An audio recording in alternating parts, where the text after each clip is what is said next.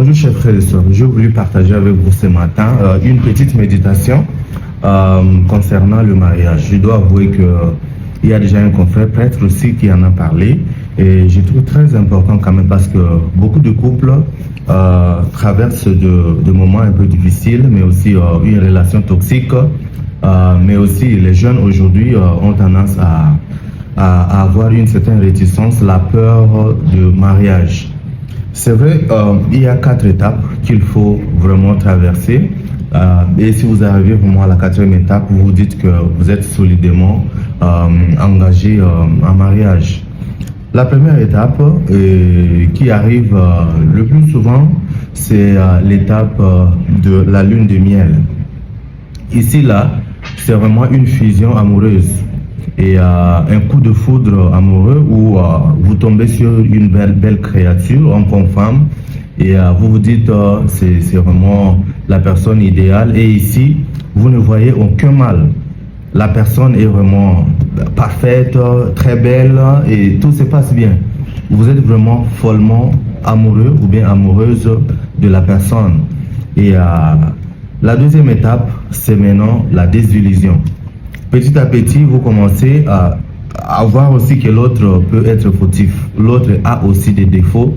Et à ce moment-là, il y a encore de l'amour. Mais maintenant, vous commencez à découvrir l'autre face de la personne. Et la troisième étape, qui est très cruciale, c'est l'étape de la confrontation. Ici, vous vous voyez menacé. C'est vrai, vous avez fait confiance. Mais vous voyez quand même que les défauts de l'autre sont quand même nombreux.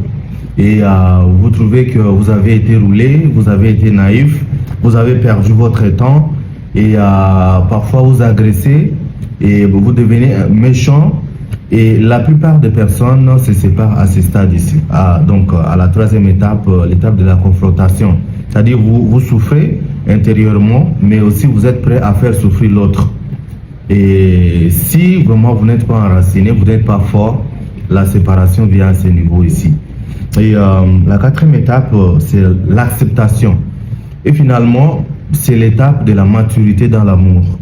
Quand vous découvrez que oui, l'autre a des défauts, il a aussi des qualités, ou bien elle a aussi des qualités, et vous vous dites, je l'accepte, vous vous acceptez, acceptant vos défauts et qualités, vous êtes prêt à vous soutenir, vous êtes prêt à surmonter les joies comme les peines ensemble. Et voilà maintenant le niveau de la maturité amoureuse où quand les couples arrivent là-bas, vous vous dites que oui, nous allons vivre ensemble pour la vie et vous pouvez même vivre pendant 50 ans, 70 ans.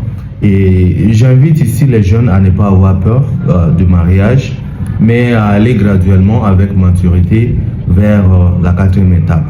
Que le Seigneur soutienne ceux qui sont mariés et ceux qui se préparent à se marier, afin que le choix soit judicieux, afin que la décision vienne vraiment de votre cœur. Que le Seigneur vous bénisse tous et très bonne journée à vous toutes et tous.